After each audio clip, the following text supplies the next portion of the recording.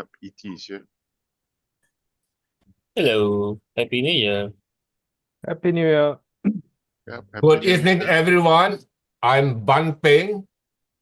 Welcome to Agora, Singapore, the first meeting of the year.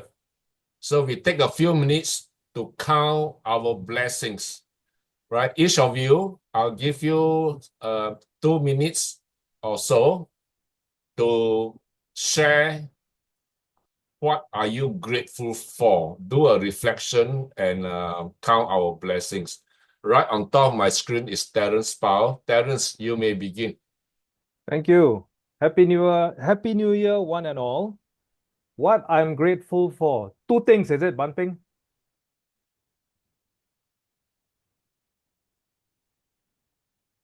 2 Ban Peng? minutes to speak. 2 minutes to Or, speak. or 2 minutes to speak. Okay, 2024 was a year that I would describe as transformative. There were a few major breakthroughs that I made that resulted in my being able to accomplish a lot more. So I'm very grateful for those breakthroughs. I'm most grateful for the fact that I was able to take full opportunity of doing many things that were able to influence and enhance my personal growth. Mostly in the area of communications and public speaking. I took a few courses that helped me to sharpen my verbal blade. So I'm very grateful for the growth that I experienced in 2024. Thank you. Thank you, Terence. Next on my screen is Liew. Mr. Liew, please. It's got to put my microphone next to my mouth. All right. Two things. First thing, at least I'm a survivor of COVID. After doing the 3 jabs, I'm still alive. So I think that's first and foremost. And second thing is this year I went through a pituitary gland tumor removal. Wow, but 4 to 6 weeks after that was like hell. Splitting headache, can't think very well. I'm just not me lah. Or I just feel as if I was suffering from the nose block thing. What do you call Sinus. pharyngitis, sinus kind of thing. My hearing is like affected and all sorts of things that makes me feel very agitable. I'm glad I survived that. I'm still able to attend a meeting right now, and I'm grateful.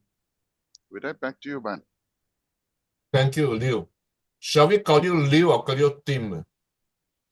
Either way, lah. What sticks into your mind is more important to me. You remember me, that's more important. It's Okay, like thank red you. cat, black cat, white cat. Yeah. So long you catch a rat. Okay. Because I remember you as Thim. Okay, thank you. Now let's move on. The next person, 2 minutes to speak, Mike Nicholson. On what are you grateful for at the start of Actually, the not year? a lot moment, but I'm grateful for being here tonight. That's certainly pretty good as an achievement. So the last 2 weeks I've been under the weather with flu, so I've sort of missed most of the festivities, stayed home in bed. So it's been a bit boring, Christmas, New Year. But I'm here, I'm still going and looking at the end of the tunnel. I can see light, so that's really good. But yeah, I think one step at a time, 1 foot forward, and just keep going. Eventually, we'll get there. So yeah, nice, great to see you guys. Yeah, thank you, Mike. Great to see you too. Be Next, back I have E.T. Eleos Theofilus. Yeah, ET. E.T. I'm in ET. Hello. Yeah, look Yes, back to correct. last year. What are we grateful for? Okay, it's good to see you all here. I'm grateful to be here. So, one of the resolution for me for 2025 is to always be grateful for everything that I have. Because sometimes I feel like I take something for granted, especially like friendship or family or blessing. It is like something that I always say that it belongs to me. It happens to me. It should be me like that. But suddenly God have his own plan, and I need to sift some of those kind of disappointment actually in the past 2 months that I have been in my journey in organization, and this is the thing that make me feel like, oh, should I do something else in 2025 that totally out of this circle that I have been circled around, or should I focus on my own journey? And that's all. I'm grateful that I can still thinking, because sometimes we cannot think at all because we get bored or freeze or something, especially in sudden death situation, live or near death experience. So like that. So yes, good to see you all here. Have a abundant year for 2025. Back to you. Thank you. Thank you, Elias, Same E.G. for have time you, to stand E.G. up and give us some comedy. That would be really good. You look like Green from Shrek. You're totally green. Is that No, your that's light? Okay, let's move on. Next on my screen, I have Mark Chan. Mark Chan, what are we grateful for looking back to 2024? I'm really thankful and grateful for this organization called the Agora. I'd like to thank you, Ban Peng, for setting up this group. You see, I'm quite regular, coming to know more friends and network with people who are like-minded, who wants to excel in their public speaking. And happy to share my experience there. And also happy to meet Terence online. So the meetup online generated to the meetup in person. So the last meeting also was, we had it in International Plaza. I got to share about conflict management and resolution. And then two ladies called Fleming and Sylvia, they also met up with me. And it ended up meeting in person as well. So getting to know them and sharing our mutual experiences and business. So we encourage each other. Iron sharpens iron. And so thankful that this Speakers Club has generated into greater bonds and stronger relationship. So I think in 2025, I will continue to do likewise, to build strong relationship, not just superficial. So that's all. That's what I'm thankful for 2024. Thank you, Mark. I'm very grateful to be part of the Agora family. I got to meet many people in Singapore, as well as in Indonesia, in Romania, in Japan, in South Africa, in Canada, London, because that's where the Agora clubs are quite active. The ability to connect with people is very important, because that's where we exchange ideas. That's where we learn from each other. That's how we grow, right? Now, apart from that, I'm really grateful because in recent years, I've realized, contrary to my belief when I was a child, that I'm so unlucky. I was born to a poor family, and we are living in a poor village.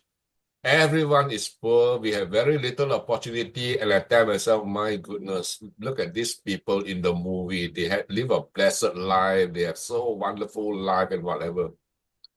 Then the past few years, I realized I am the blessed one. I start with zero, or very near to zero. I managed to have this great opportunity to build my own world, right? So there's nothing better, I feel, than to be able to build something from nothing. And this year, I became a grandfather. So my first boy gave birth. So I'm very happy that I've reached a milestone. I'm very grateful that I've achieved this level in society, that I'm a grandfather. And I'm also reached a stage where my health until today, I'm 70 years old. I'm in perfect health. I'm not under any medication. I have my own home. I have more than one property to collect rental income from. I've got more money than I need to spend, and I have more money coming every single day, right? So the only thing left for me to do is to enjoy. I never imagined as a child one day I will reach this stage where I only have to find a way to enjoy myself. And I enjoy very much with Agora. So I spend a lot of time with Agora. So I thank all of you for being part of the Agora family, because each of you enrich my life. I'm very grateful to all of you. Thank you. Now, next on the agenda, do you want to speak first, Mark, or do you prefer Terence to speak first? Terence have a 7-minute or 8-minute, I forgot. Yours is how many minutes you asked for? 10 minutes. No, not 10. About 8. I don't know 8 about Mark. minutes. I don't know Okay, about Mark. no, Mark is like half an hour, Okay. right? Mike can do like half an hour or so, or Okay. if you want 15 minutes. So who want to go first? You decide lah. Okay, I decide. I think Terence go first. Okay, Terence, do you need me to help with your timing? Or you have your own timing device? I have my own timing device. Okay, in that case, Mm. you are taking 8 minutes, right? So you have 1 minute to introduce yourself. Mm. Tell us your topic. Tell us what is it all about. Tell us why we should listen to you. What is so important, right? You can Okay. tell us that, and tell us why are you suitably qualified to speak on this topic. That's where Okay. you introduce yourself. So you introduce a topic, you introduce yourself, and then when you're ready, you say, okay, I'm ready. Then you start. Can do Okay. that? Hand Sure. over to Terence Bao. Yay! Thank you. Thank you. I'd like to wish everyone a happy 2025 first and foremost. I'm Terence, and the title of my speech is Feel, Heal, Fuel, Fuel. And I chose this title because, again, it applies to every one of us. It's about, to put it generally and simply, it's about improving ourselves, improving our way of life, our way of living. What qualifies me to speak on this? Well, I suppose life experiences that I reflect on, lessons that I learn along the way, which I feel I'd like to share with the world. That kind of qualifies me to speak on this topic because it's a very general topic. So that's about me. And now I shall go into my speech proper. All right. So here goes. I will kick off my speech with a short story that's a true story involving Mr. Wright, Wright, and his doctor, Philip West. The year is 1957. Mr. Wright is on his deathbed. He's suffering from cancer. His tumors are the size of oranges. So you can imagine how serious his case is. Dr. West is about to treat him with an experimental therapy because they have exhausted all other therapies. So this is the last shot. Now, 3 days after treating Mr. Wright, Mr. Wright is seen walking in the ward, talking to fellow patients. So You have to remember 3 days earlier, deathbed, 3 days after treatment, walking in the ward, talking to fellow patients. More importantly, the tumors, in the words of Dr. West, were like melted snowballs on a hot stove. They had shrunk by 50% in a matter of 3 days. Now, here's the kicker. What did Dr. West inject him with that caused this miraculous result in a matter of 3 days? The answer, Dr. West injected him with water. Nothing but water. No medication in the water, no drugs in the water. So in essence, Mr. Wright healed himself in a matter of 3 days. The story continues. He's discharged from hospital. 2 months after his discharge, Mr. Wright dies. Why? One day, after being discharged, he opened up the newspapers. He read an article that said that the treatment he was given was worthless. It did not work. It was ineffective. A few days after reading that article, he died. This short story is like a gift wrap for the title of my speech, Feel, Heal, Fuel. Because there are so many lessons that we can take from the short story that I just talked about that can apply to feel, heal, and fuel. Number one, did Mr. Wright heal himself? 100%. He was injected with water, but in 3 days, the tumors shrunk. He was able to walk. He went from deathbed to discharge. Now that is nothing short of a miracle. This is popularly known as the placebo effect, but I'm not going to go into that. I'm just going to keep it simple. So that's lesson number one. He healed himself. But the same man who healed himself killed himself. When he read a newspaper article saying that the treatment he received was absolutely useless, worthless, whatever it is, he died a few days after reading the article. The message here is very simple. We, all of us here today, have the ability to heal ourselves or kill ourselves. The choice is ours. How you feel is how you heal. How you feel is how you fuel. Beware of what you fuel your mind, body, and soul with. So moving on to fuel and heal. The fueling feeds the feeling, and the feeling is what does the healing.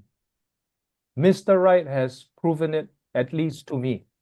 It's a true story. It happened in 1957. It was reported in the New York Times and other scientific journals. The placebo effect is real. But the important question here is, how do we harness the energy of this placebo?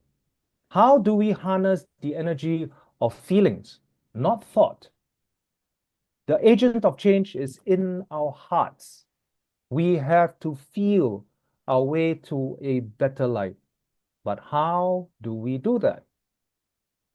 Again, if we think of the good part of Mr. Wright's story, where he was able to move his belief to conviction that he was well. The treatment works. The tumors shrunk. He was able to walk in 3 days. The power of the heart that guided the mind and everything else to direct the doctor inside to heal him. So this is a very extreme case. In our case, how are we going to use what Mr. Wright discovered to improve our lives? So I'm going to spend the rest of my speech talking about that. It all begins with the mood. What is the mood? When we wake up in the morning, one of the first things we do is we look at ourselves in the mirror. And what do we do when we look at ourselves in the mirror? What I would suggest is you look at yourself in the mirror and you give yourself the brightest smile you can give. The absolute brightest smile you can give. Good mood number 1 is created. Good mood number 2 is after you wash up, you send yourself a message. Today is the best day of my life. And you feed those words, you infuse those words with as much emotion as you can. You set an emotional fire inside to make yourself believe and feel that today is going to be the best day of your life. Good mood number 2 is created, done and dusted. As you move from moment to moment through the day, you keep creating good moods to fuel your fire the way Mr. Wright fueled his fire. His emotional healing was able to kick in 3 days. That he can do it in 3 days proves to all of us that we can feel, heal, and fuel to make our lives better, to change our lives forever. Feel, heal, fuel. Good night. 7 minutes 53. Not bad. Wow, just in time. Yeah. Wow. Well done, well done. That was really Well good. done. Very inspirational. Fuel. Heal. Fuel. Thank you. I've never read this story before. Mr. Wright and Dr. Philip West. Dr. Philip West. How do you spell Mr. Wright? Is it? Wright. I'm going to Google search this. Yes. I think there must be a newspaper report somewhere, right? Oh, yeah. There are a few. Can I just get it from the Google search? Can. Or can Can. yeah? I'll search Can. for it. This is really Yes. remarkable. It's amazing evidence of the mind working miracles. Yes. Yeah, it's a mind. I think I like Mind over body. Yeah, I think I like the way you present it, that the agent of change is the heart, right? Yes. So if the heart believe, I think so there are people who die of sorrow or sadness. Yes. So there must be people who heal themselves by believing. And then you presented this what do we do, right? In the morning, you create the mood by looking at the mirror, smile to yourself, say all this affirmative stuff, and not only that, do it with emotion. I think that's the key, the emotional part. So thank you. I actually taken some notes. You see me looking down. I'm actually writing. So I'm also very good. I'm very happy. I also recorded this. I can always revisit and listen again. Now I open the floor to each of you to share your observations on how to help Terence do even better with this content. Who would like to start?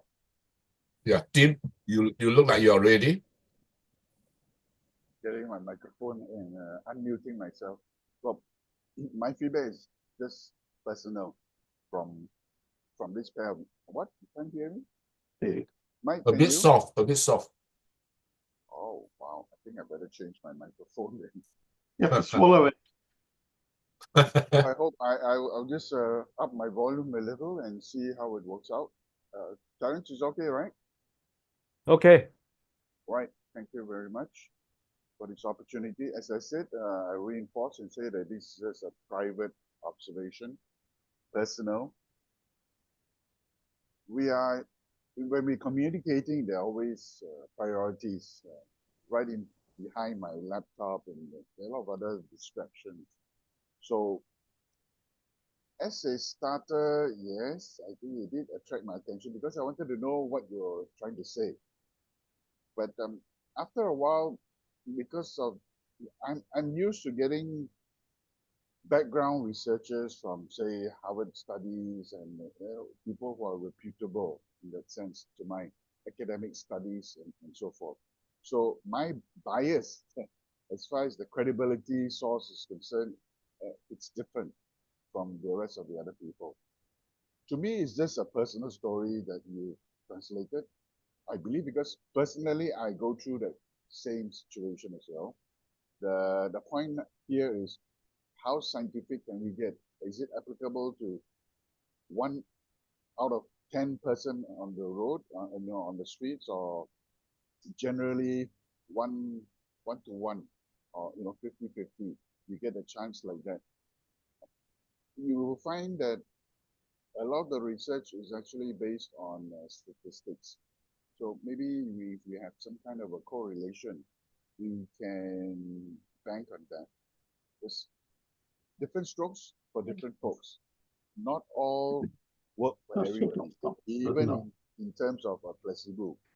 Sometimes if you guess it's a placebo, you would think it's a placebo. There's no effect on you, no matter what the doctor says. So all this, I'm suggesting that maybe you need to refine your research material. Storytelling is great if you know how to tell the story attractively, because as I said earlier, we all have our priorities. We have a lot of things that are behind our mind. So when you say something, it may not come true as what you intend to be. The purpose and the message that you're trying to convey to me is different. And today, it's about 50-50. I get what you mean. I understand what you mean, but I may not agree with the credibility part. All right? That's my main point. With that, back to you. Yeah, thank you, Thim. That's good feedback.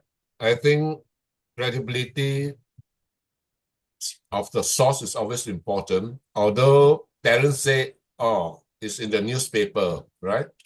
But what newspaper?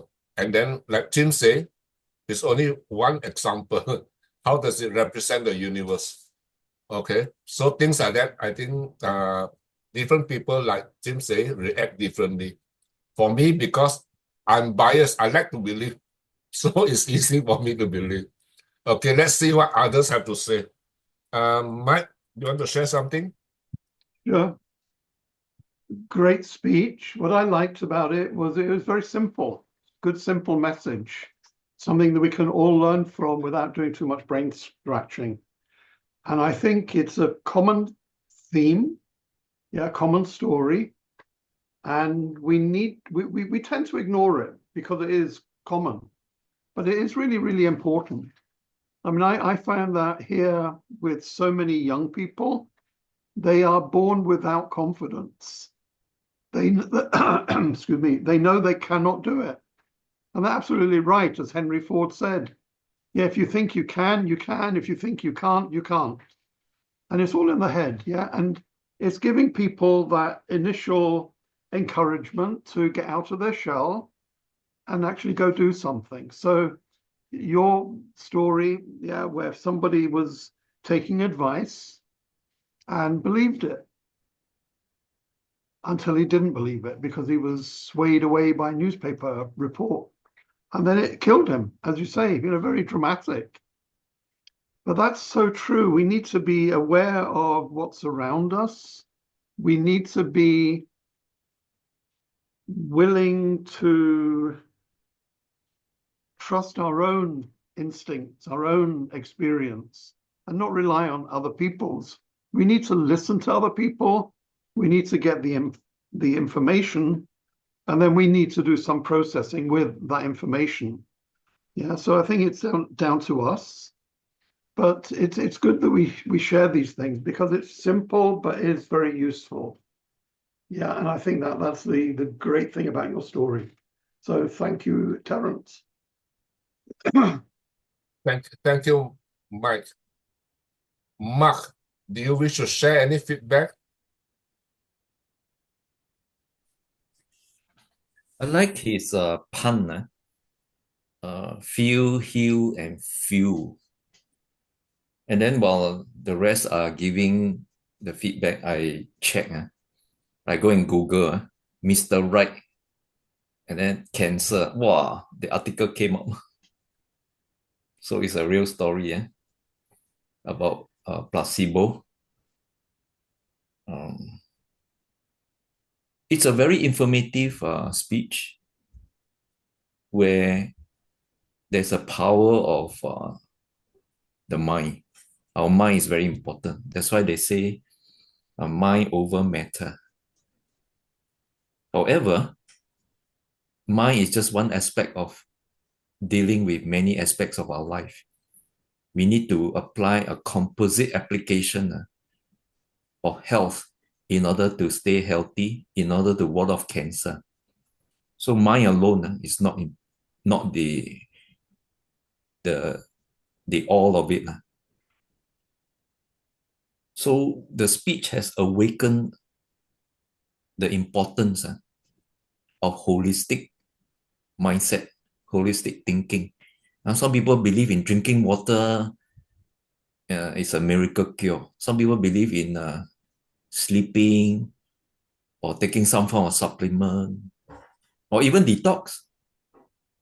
But it's just one aspect of health. There are many aspects of health that contribute to a healthy body. So his talk has awakened in us, not just to believe in one thing.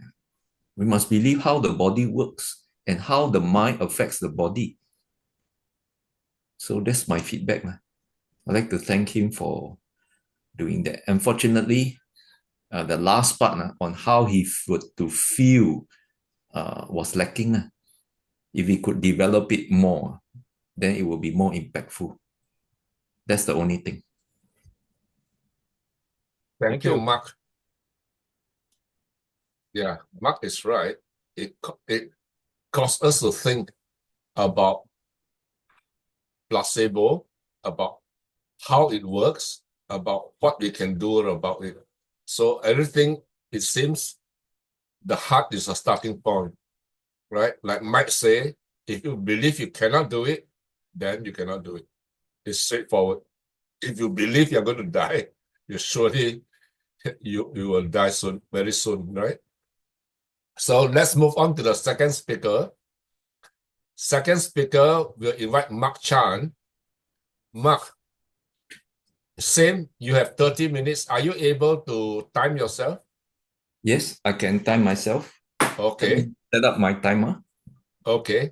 Now you have 1 minute or 1.5 minutes, if you like, to tell us what are you going to talk about? Why is it so important that we must listen? And who are you? Why are you suitably qualified to speak on this? Okay, 1 minute, 1.5 minutes, or even 2 minutes starting from now. Good evening, everyone. My name is Mark. Why do I choose this topic? Because conflict management and conflict resolution is not taught in schools. It is a life skill that a person need to personally go and sort it after, go and seek it to be part of the life skill, because no man is an island, no man stands alone. We interact with people, we depend on people for success. So you can be very successful in making money, you can be very successful in achieving high position, but if you are not good in managing conflict, you will lose partners, you will lose your marriage, you will lose your family. So the root of many problems in the world, even from the micro aspect of household relationship to the macro aspect of diplomatic relationship between countries. The root of all this conflict that we have in the world, the wars, conflict between neighbors, is because of the lack of this life skill. And the root of all this is actually selfishness. We want things our own way. We do not consider others.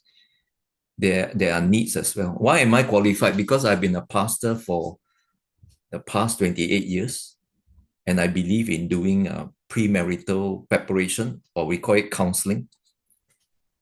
And I have have done more than 200 premarital counseling throughout my pastoral experience. I also have counseled more than 20 post-marital crises. So I believe that a person can be very successful, but he is zero in his knowledge of dealing with one another.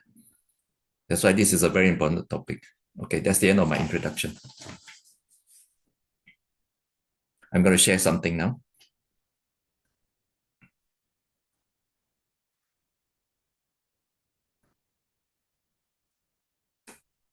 Okay, my timing, I will start now.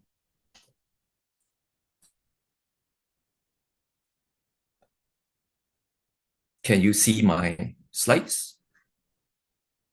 Yes. Okay, good. Conflict management and resolution.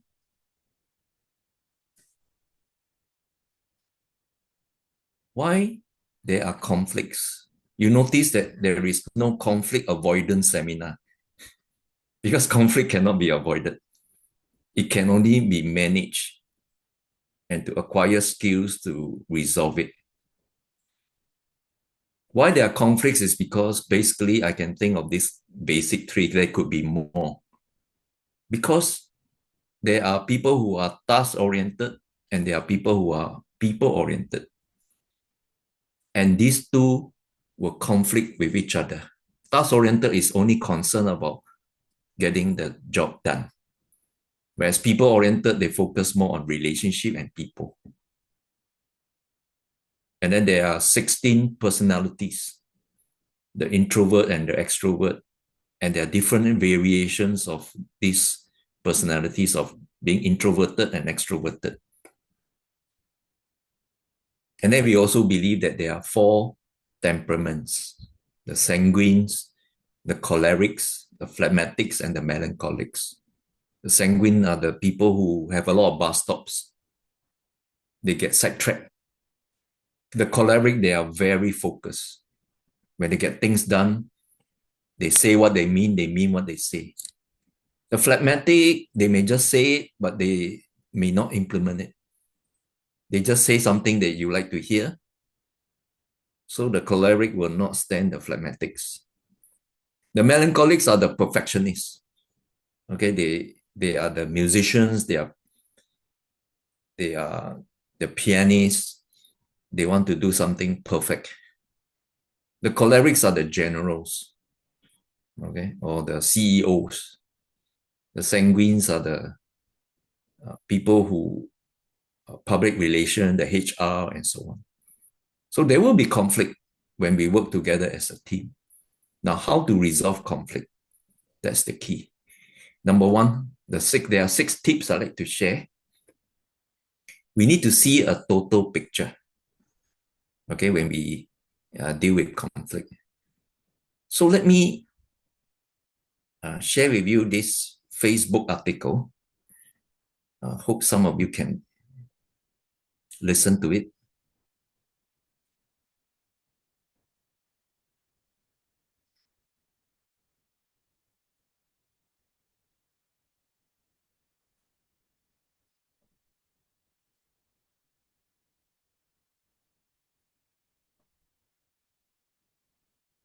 Kitchen table, and then all of a sudden he said, 3 plus 6, the son of a bitch is 9. And then he said, 2 plus 5, the son of a bitch is 7. I said, what are you saying? What are you saying? He said, but my teacher, she showed us how to do math. And that's what she said. Just to make sure I was right, I said, okay, go on. He said, 2 plus 2, the son of a bitch is 4. I said, okay. So I left the room and I called the teacher. I said, hello, are you teaching our children math saying 2 plus 2 and the son of a bitch is 4? It got real quiet. And she started laughing. She said, ma'am, what I said was 2 plus 2, the sum of which is 4. I got to bake that lady a cake. Maybe buy her some apples.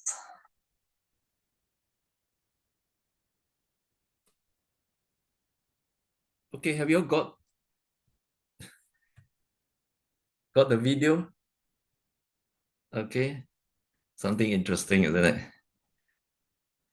Okay, let me go back to the PowerPoint.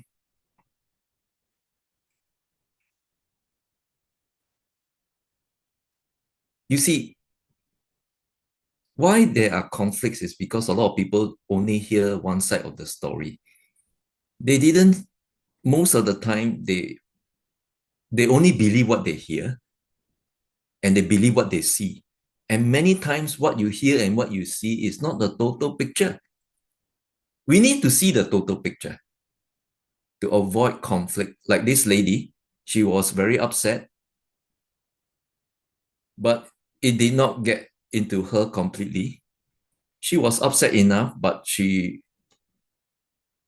wanted to see the total picture. That's why she called the teacher to clarify. So the son must be watching all these movies where a lot of swear words like son of the beach. So when the teacher say the sum of which, it sounds like the son of the beach. Okay. So this is the problem that we face in today's world. Communication breakdown. We did not clarify. We jump into conclusion. So without seeing the total picture, conflicts will fester. So I suggest the first tip in conflict management is to see the total picture. Don't jump into conclusion. Okay, we'll go to the next slide.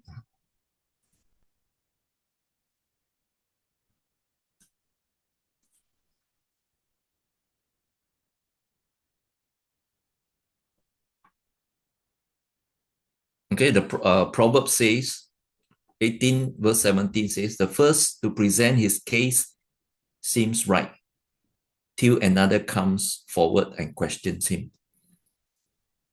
So don't always hear from one side only, always hear the two sides. And sometimes there are many sides. Okay, don't jump into conclusion because there are so many fake news nowadays, AI generated speech or even videos. What you see may not be real. We need to do our due diligence to find out before we jump into conclusion. That is the first tip I'd like to share. The second tip is be able to separate what is personal and what is professional. The Chinese believe in this phrase called 公私分明. That means you are able to separate what is personal and what is professional. You don't mix this together. You notice there are some family business where the father, mother, they are partners in the business, or the parents and the children are into this business. And of course, doing all this business, there will be conflicts. They may not see eye to eye. And if they were to bring this conflict into this relationship, into this business, into their home, then their home will become dysfunctional. We must always keep what is personal life and what is professional life separate. Otherwise, we will have a lot of self-imposed challenges. We will have a lot of hatred. That's why some people say, if you cannot separate business from personal life, don't do business with your family members. So always bring up challenges ahead of time. If you were to foresee, let's say, for example, you are working a project with your relative, your loved ones, or even your best friend. Bring out the challenges ahead of time. Then when it comes, you are able to separate business from personal. You can be an enemy or rival in the business life. But when it comes to personal relationship, you still regard each other as friends after office hours. I know it's not easy, but this requires discipline, a proactive mindset, and self-awareness. So it is very important to separate what is personal and what is professional. I have been a pastor for so many years.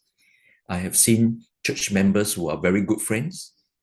So when they are involved in the ministry, they don't see eye to eye. And one of them is very task-oriented. She said, if you don't come for practice for this children's program, you cannot participate on the actual day. Whereas the other friend said, please give this child a chance. They are just children. They are not mature. No, we have to, the other person said, no, we have to keep a certain standard of professionalism. Once you're out, you're out. Okay, you have to be serious. So who is right, who is wrong? Both are right, both are wrong. Both are right in their own perspective. But the most important thing is we must be able to separate what is personal and professional.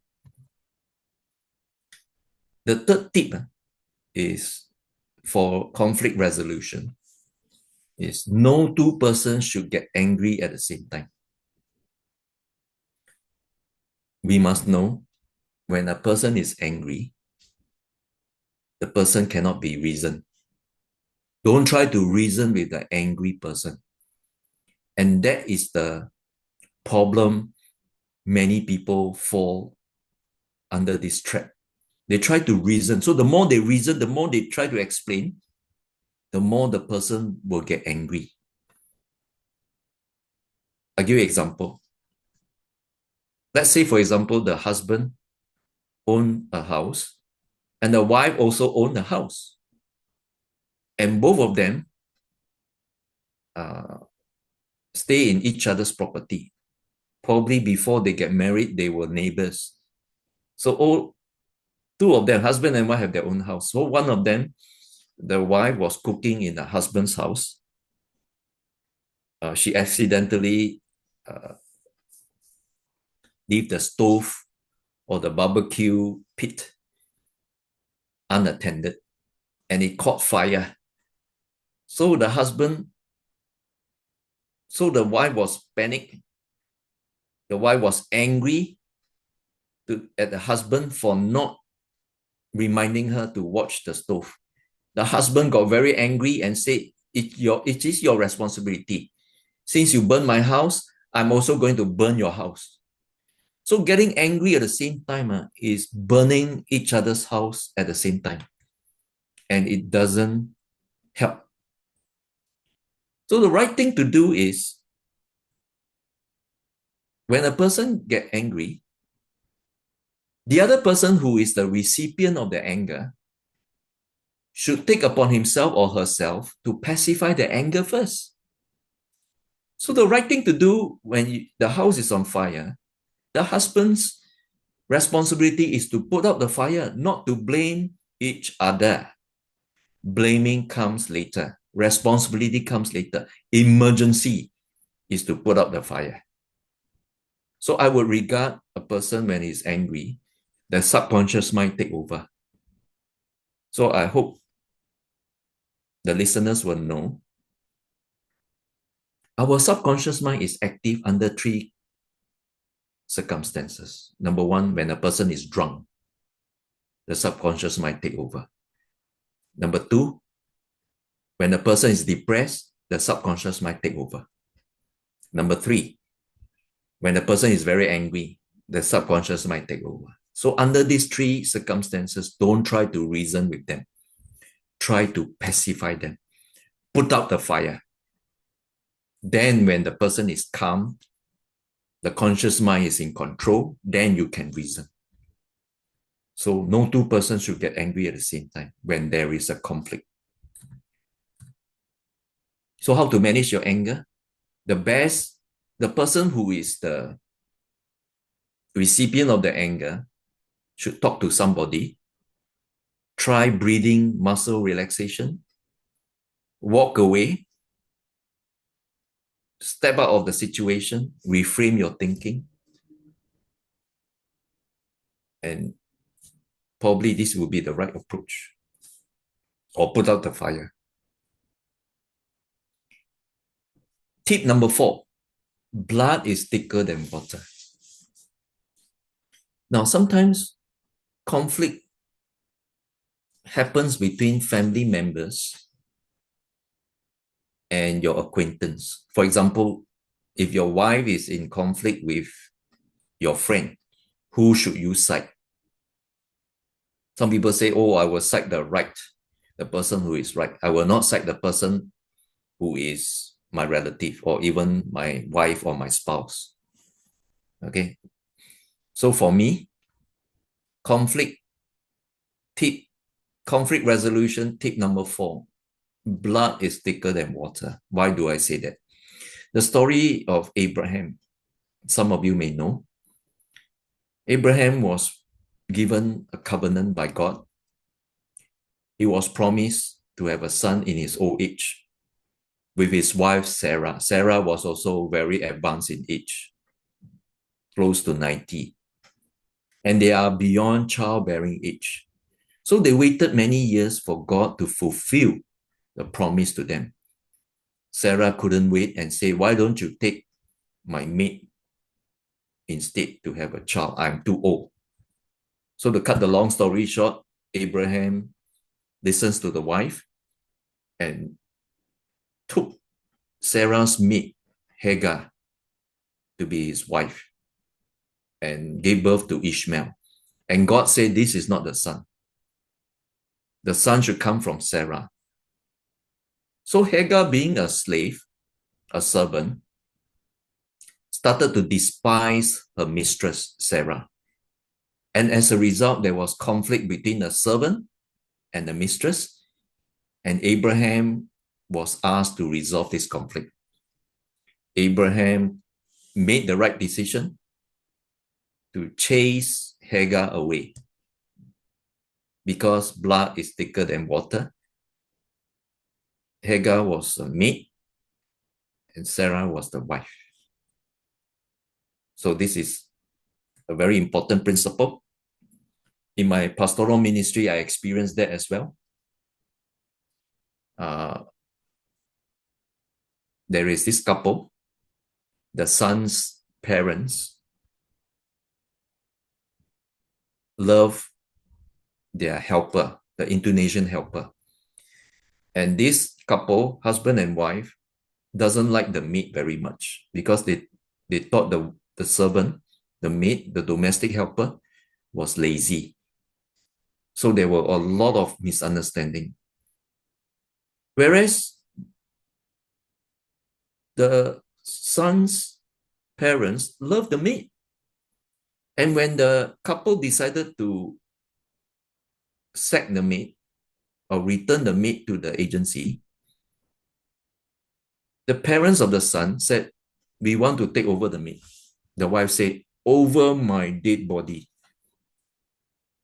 So there was this conflict going on and I was asked to mediate. I told the parents of the son,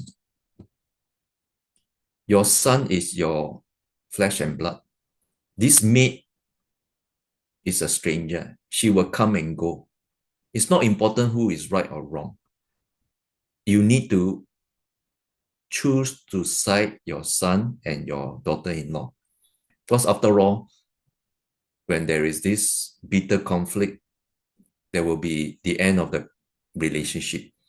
They may not allow you to see your grandchildren also. So please choose to side them rather than side the domestic helper. So they took my advice. They realized that blood is thicker than water. So this is very important. Okay. Tip number 5, put relationship before right and wrong. My wife and I were told before we got married to go for premarital counseling. Because premarital counseling involves 14 areas of counseling. For example, how to manage conflict, how to manage money, how to spend time together, how to deal with in-laws, understand each other's family of origin, etc., etc. You know, many of us, when we want to get a driving license, we take our theory lesson, we take our practical lesson, and we go for tests. When it comes to marriage, husband and wife, a man and a woman, they have not learned in school how to be a husband, how to be a parent, how to discipline their children. So many of us just go into this relationship without all these life skills. And as a result, many of them focus on right and wrong. Because as you know, husband and wife, they may not have the same personality. And wife doesn't understand men, and the husband doesn't understand woman. Men are logical, women, they are feeling oriented. And as a result, they treat each other as the same gender. So men will try to reason with a woman as if the woman is a man. And women expect the husband to behave like a woman, to be feeling oriented. So all these are selfish imposition on each other. And therefore, there is not putting relationship as a priority. That's why it's very important to put relationship before right or wrong. A story, yeah? It's so important to have relationship. That's where life is. And some people, because of right or wrong, they can commit murder. They can commit, they divorce each other, and the children are the ones who suffer. When I was driving one day, at the end of CTE, I was turning right at Outram Road, exited Outram Road, turning right to Tan Boon Liat building. A truck from the left lane suddenly swerved 3 lanes to cut into my lane. I jam brake, I horn, and managed to avoid an accident. Although I have a right of way, I managed to protect myself. If I had insisted my right of way, I would be dead right. Because if I bang onto the truck, I would be dead. So I'm dead right. No point. Many partners in business, many relationships between husband and wife focus too much on right and wrong. They don't put relationship before right or wrong. So it's very important. Relationship comes first. Nobody at their deathbed will say, oh, I wish I would make more money. Most people at their deathbed will say, I would like to forgive one another. I would not have done so. This thing, you know, I have regretted my actions, my words, and so on. Last tip. Implement protocol, guidelines, or ground rules. In any organization, there must be standard operating procedure, no matter how big or small. That's how the whole world is being governed, by international law of the sea, by diplomatic protocol. And that's how we can avoid conflict. In a macro aspect, everybody respect boundary lines.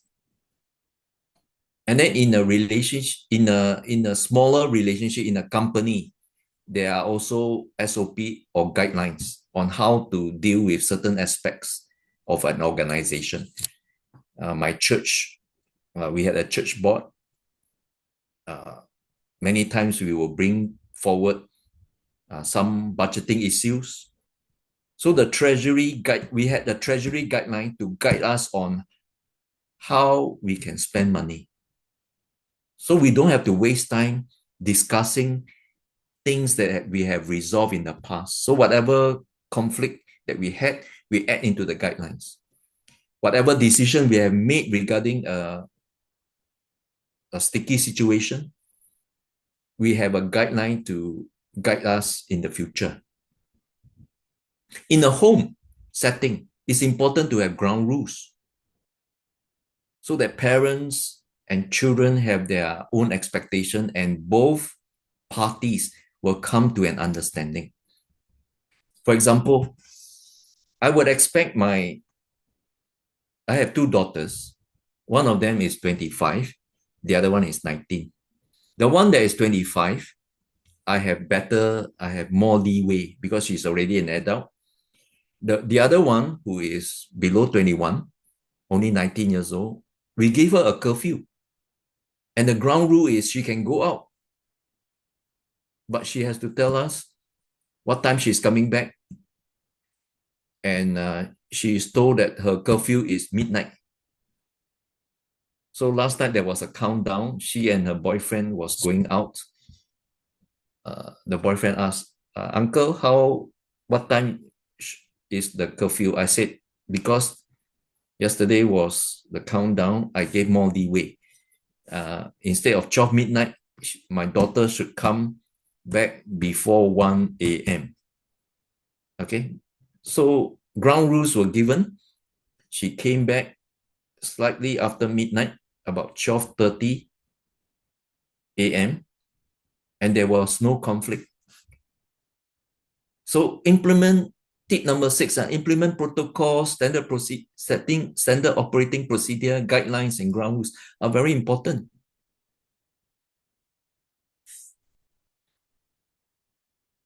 So let me summarize. Conflict can be managed and can be resolved. It cannot be avoided. But if we implement these 6 tips to see the total picture, don't jump into conclusion, we can prevent many conflicts. And when conflict arises, we must be able to separate what is personal and what is professional. And definitely conflict will escalate. And remember, no two persons should get angry at the same time.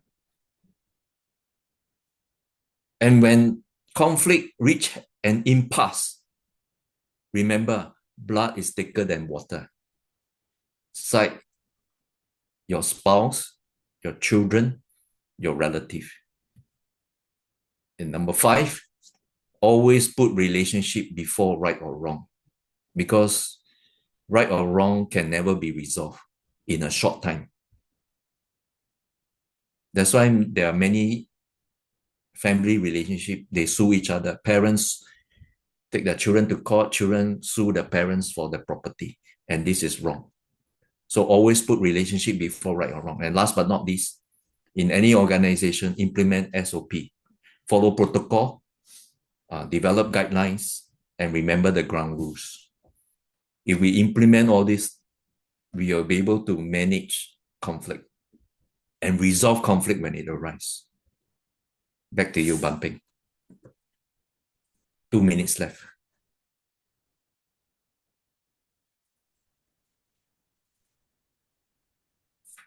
Thank you, Mark. I was listening intently.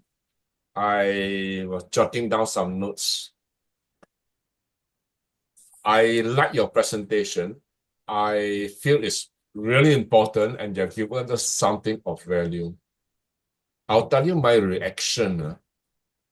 It's mixed. Why is mixed? Certain part is that against what I feel. Why? Example, you said, put relationship before right or wrong. Right? When you present it, it makes a lot of sense. But if I don't listen to you, I ask myself, right is right, wrong is wrong. I don't care who the hell you are. If you are wrong, you are wrong. Right? So now I could really digest what you said and see, okay, on the practical basis, what do I do? Okay, so you give me something I really want to think about. And another example you gave was blood is thicker than water. And the example you gave is very good. At the same time, again, for me, I have a little bit of conflict because you are right, you're right. You're wrong is wrong. I like this, I like this. If I don't like it, I don't like it, right? How can it be resolved by blood is thicker than water? So I'm very impressed with your presentation, and I'm really digesting it over and over again. So tonight I will digest more. Maybe next few days I will view the video again. I'm sure you have thought it through very thoroughly, right? I would like to listen to the reaction by all the rest. Thank you, Mark. Who would like to share their observation? Terence, okay, Mike, please. Mark, thank you for doing that. It was a very easy to follow presentation. And as you were speaking, I was going through my previous life and seeing where these points, would have helped me at that time in the past. So there is always more to learn. And as Ban Peng said, some you agree with, some maybe you don't agree with quite so much. But the stance I'm taking is that we all need an SOP. We need a standard operating procedure. And in a way, it doesn't matter what it is. As long as we have a guideline on which to build our life, something that is a shortcut to getting to the right answer. Might be the wrong answer, but it's for us at that point in time, the right answer is what we need. I mean, that's where religion comes in, that's where morals come in, and that's where previous experience comes in. They all give us clues on what we should be doing. And what you're producing, what you've shared with us, is a operating system. And I think, if we follow your operating system, life will be rosy. I don't think there's anything there that would really get us into conflict. But again, there are other ways of doing it. So I don't think yours is necessarily the only way. And I think as long as we take life that way, that we have a input as an individual, that's great. But we do need to share, we do need to listen to other people's life experiences, and that helps us formulate our own response. So that really helped me go through some of those processes. So I thank you so much for that. One minor point, I can't remember which slide it was, but it was the personality types, I think. The yellow with white writing did not work for me. It was very difficult to see. So I think, black on yellow would have been much better. So that's a tiny thing for improvement. But no, well done, thank you. I'm glad you shared. Back to you, Ban Peng. Thank you, Mike. Who else want to share their observations? Okay, Terence, please. Mark, I enjoyed the fact that you follow each point with a story to drive home your point. Like, for example, what's the point in being dead right? So it's a message that sticks.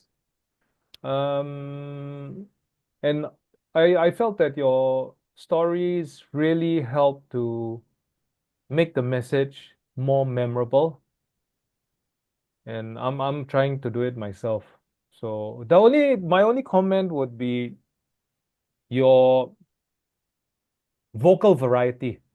If you had a bit more vocal variety, it would be perfect. That's all I have to say. Thanks. Thank you, Terence. Anybody else? You want to speak? Raise your hand or something. If not, we will move on. Okay, tonight, But Peng, can I say something? Oh, please. Yes.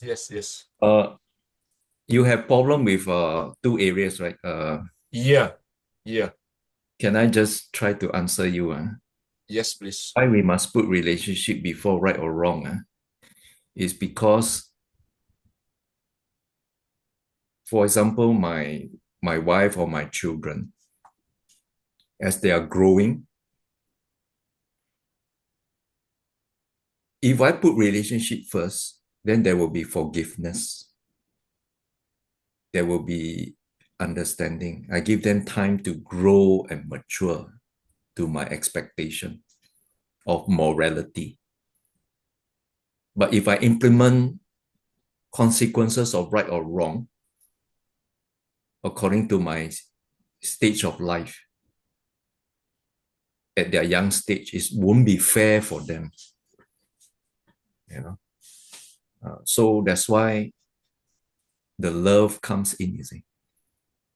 When you talk about right or wrong, you have to take away the love, because justice is just justice. But sometimes justice and mercy has to intermix, where there's this aspect of mitigation, this aspect of remorse, this aspect of time for them to realize they are wrong. But if we are too harsh to implement right or wrong at an early stage of life, we will lose out in many opportunities for us to make amends. So that's my point.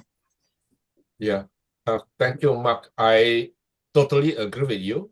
There are situations like that where definitely, right, we treasure the relationship. But when I look slightly different angle, where number one, we have already taken all the preventive measures. We have set protocols, SOPs, guidelines, right? And we expect people to follow, right? And if people don't follow the protocols, SOP, and guideline, there must be consequences, right? Now, so if somebody breached the protocol, guideline, SOPs, if there are no consequences, then it will not work. So that's at the point where, okay, how do we tell ourselves relationship is more important, right? Okay, can I answer that? I interject a while. Sure. I say put relationship before right or wrong. I didn't say put relationship in place of right or wrong. Okay. So it's a matter of priority. Okay, I want to appear as a approachable person, a forgiving person, so that a person will not be so overwhelmed by guilt. Then the person will commit suicide, You see, right or wrong, everybody can point. But to have a forgiving heart, we need something that is external. God forgive us, we need to forgive one another. So this is a very important aspect of relationship. Yeah, I don't disagree with you, Mark. It's just that it's a little bit difficult to reconcile certain situation. I think you remember maybe 10, 15 years ago, there's this guy called Mas Salamat, got terrorist who escaped from prison. And the Singapore government mobilized so many police and grassroots people everywhere to try to capture him. They knew somebody is harboring him, right? Must be, there's a place to hide, and eventually he ran out of Singapore. Right? Now, who harbored him? Eventually, it was revealed, right? Somebody related to him. So, when you look at that situation, if you are the relative, and it's against the law, you can go to jail for harboring a fugitive. Right or wrong? What would be the choice? Right? It's not easy. You can say logically, you got to comply with the law. You cannot be breaking the law, right? At the same time, this guy is your maybe uncle or somebody very close to your family. Blood is thicker than water. What do you do? So there are certain I answer you. I answer you. If Mas Salamat is my father or is my brother, I will tell Mas Salamat to give up himself. I will not straight away call the police. I will put the relationship first. Relationship will take over, right or wrong. Okay. Okay. Thank you. I can see where you're coming from. I don't want to prolong this. I think we have learned a lot, and we should continue to learn from each other, like what we are doing now. Thank you very much. Anybody else want to say something before we move on? Can I just add on a little bit, a short one? on relationship thing. What if the situation is harboring a terrorist, somebody who's cold-blooded, who's going out with an agenda, slaughter people for their own needs and or whatever? So you think blood is stronger than the actual right or wrong? And when you consider God's word, one of the 10 commandments is, thou shalt not kill. So it's your relationship with God and your relationship with your fellow human beings. Now, whose blood is stronger? Whose spirit is stronger? Is this a pondering point? No answers required. In fact, most of the situation are not that extreme. When you talk about conflict, we are not talking about crime and terrorism. So this topic doesn't apply to extreme situations. We are talking about day-to-day relationship. Yeah. Okay. Yeah, I think I agree absolutely with The Mark. context, Not only the context, you cannot take extremes and apply the similar rule, right? It operates very well within maybe 80-90% of the situation. Just like any rule, even scientific rule, doesn't apply all the time, right? One moment light travel in straight line, next moment light can actually curve around the corner. Do you realize that when you study physics, right? So things like that, light particles can be at only one place at one time, but at the subatomic level, they can be in multiple places at the same time. So things like that, I think we have to accept that certain extreme, a lot of laws does not apply. Okay, let's move on. I think today Mike is just recovered from the flu, so we should excuse him from his presentation. We will move on straight away to our wise old man in the room to share something with us. The wise old man, the wisest of the lot, is Dunstan Chan, and I always look forward to listening to him. Now, Dunstan, you have 2 minutes, up to 2 minutes, to introduce a topic, and then to lead the discussion as well. Yeah, later on. So 2 minutes to introduce yourself. Tell us why is it so important. Tell us how are you suitably qualified to lead this discussion. Thank you, Dunstan. You are muted.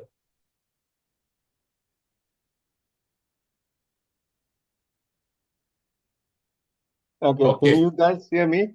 All right. Yes. Anyway, yes. I won't take 2 minutes to explain why I want to do this, but I would say that maybe it is a opportune time, the correct time to look at these topics, because today is the first of day of the year, 2025, and I thought I would share a story about this.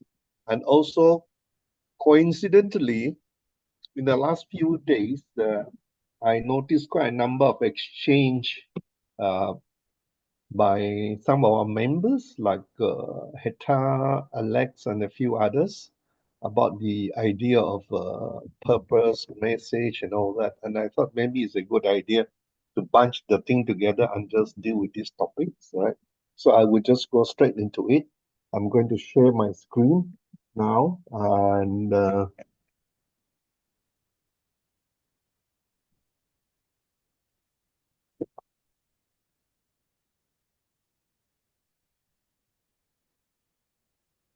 wait.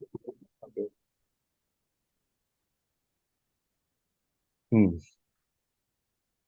Okay.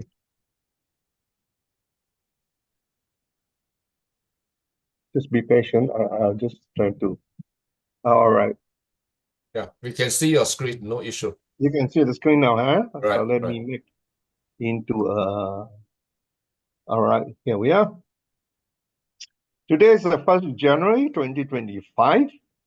And it reminds me of a story, which has been told many times, about this man who has discovered a magic well, which is very interesting, this well.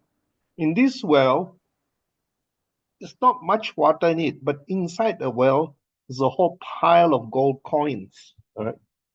And it's magic in the sense that these gold coins disappear day by day. But on the first day of the new year, it will replenish itself to the original pile as it was. All right. Now, how many coins are there in this on the first minute of the new year? There are altogether 8,760 coins in there. And if you do the math, you realize that is the 8,760 hours, I think, in the year. So what I'm saying is that every year, in the first minute of the year, you has been given a bank account in the form of gold coins, which will diminish by itself day by day. But at the end of the year, in the new year comes, it will replenish itself to its original thing. And that is the story of this magic well. Now, who are fortunate to be the inheritance of this magic well? Interestingly enough, every one of us has been given this magic well. We have just received that today, but I think we have used already, now it's about time 8 o'clock, is it, or 9 o'clock? So we've already used a number of the coins. Every hour we lose 1 coin, right? So we already used that. But it will always be there. So the question for many people is this for us, right? Is that, wait a minute. Faced with this pile of coins which appears every year, sometimes we wonder, what are we going to do with it? So we just look at it, and don't do anything, but at the same time is running down. But we know that very well that at the end of the year will come up again. Right? So that because of that, I am kind of look into the Bible and I come across that the gospel actually, the story told by a parable, right? It's, if you want to look at it, it's Matthew 25, 14 to 13 verse, right? Now, it is a story about a rich man who was going to go on a journey. And so he summoned his 3 servants. He said, I'm going on a long journey. I'm going to give you some money, right? And you can do whatever you want with it. But you have to account for it when I come back. So he gave one of them 5 bags of silver. The second one, he gave him 2 bags of silver, right? And another, he gave 1 bag of silver. So he went away. And after some time, right, he came back. But the 3 servants, they are inherited these bags of gold or silver in this case, and they have to decide what to do. Just like us, we have inherited this pile of coins. What are we going to do? So the first one, who has given 5 bags of silver, he decided to invest it, do something with it. And he made another bag of 5 bags of silver. So he make a profit out of that. Of the 5 bags, now he has 10 bags. The second one did the same thing. He has 2 bags of silver, and he also invested it, and he got another 2 bags. Now, what did the third one do? The third one said, wow, this money belongs to my boss, so I must take care of it. So he dig it a hole in the ground, and he buried it. So when the rich man came back after a year, whatever it is, and he served the 3 servants, the first one he said, what have you done with the bag of silver? And the first one said, well, I invested the money, go into some sort of business, and now I have 2 bags of 5 10 bags of silver. Wow, the rich man said, great, you are good. The second one said the same thing. I have 2 bags of silver. I invested it. Now I have 4 bags of silver. The third one said, well, I knew the silver is yours, so I want to take care of it, so I buried it. I didn't do anything. So here's the 1 bag of sugar, which of silver, which you gave to us. I want us to reflect on this. This is exactly where we are. We are now today being given the 8,000 pieces of gold or ours, whatever. The question is, what are we going to do with it? Are we going to sit on it and then see it dwindling away day by day? Or should we invest in something? Of course, if you go and read Matthew, you say that the boss was very angry and he congratulated the first two, but he blamed the third one who didn't do anything. And so that was a parable which was told by Jesus Christ. So now for us, the first meeting of the year, we look at this bags of silver of ours given to us. What are you going to do with it? And I can think of many things to do. I think all of you have your plans. What are you going to do for the year? For us collectively now, I think that maybe one thing we can do is to use the silver, the time which you have to learn something, maybe to educate us ourselves something. Now, since we are in a speakers communication club, we maybe learn more about communication. So at least that's one way we invest the money which is given to us, the time was given to us. And coincidentally, as I said in the last few days, Hector, Alex, and others was talking about a very important topic. In fact, there's quite a bit of exchange. I don't know whether you guys have been following it. They talk about purpose and message and which is what, which is primary. So much so that one person said, oh, this is getting very confused, but it's very interesting, but we don't know what it is. So I thought maybe I venture to spend the next 30 minutes or so to bring out this topic. Maybe we can learn, at least we use this amount of time given to us. Maybe we will educate ourselves about it. So let's go. The discussion between Hedda, Alex, and a few others was about the question, the term of purpose and message. If you follow it, you find that they get quite convoluted. Somebody say which is more important, which is what, no, this kind of thing. And so much so the last person, I don't know who was it who posted it. I really don't know what it is. Maybe we should discuss it. I think we should. So I'll give you my take of it. And this is one of those workshops which we run on communication skills and presentation skill. And also, I think I forgot the name of the textbook which is used in America. It's quite a big textbook on public speaking. And one of the lecturers has written a book on this, and he specifically talked about this issue of purpose and message. Because when you are speaking, when you want to speak, what is the purpose? Why do you want to speak? So he said that as a speaker, you must know what is the reason why you want to speak. So message came in and they get a bit confused, you see. But so he said, first ask yourself, why do you want to speak? What are the reasons you want to speak? Now, I want to ask you guys, what are the reasons? What are the purposes for us to speak?